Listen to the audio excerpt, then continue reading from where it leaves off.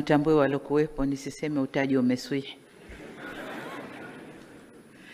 Kwa hiyo nianze kutambua naibu waziri mkuu na waziri wa nishati Dr. Doto Biteko, Mheshimiwa Kitila Mkumbo, waziri wa nchi, ofisi ya Rais, mipango na uwekezaji, waheshimiwa mawaziri wengine kama mpo na manaibu mawaziri, Mheshimiwa Balozi Moses Kusiluka, katibu mkuu kiongozi wa Jamhuri ya Muungano wa Tanzania, pamoja na katibu mkuu mstaafu ambaye pia ni mwenyekiti wa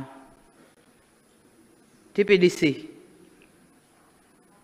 Balozi Ombeni Sefue, kinitambua uwepo wa mkurugenzi wa WHO Africa, Profesa Mohamed Janabi,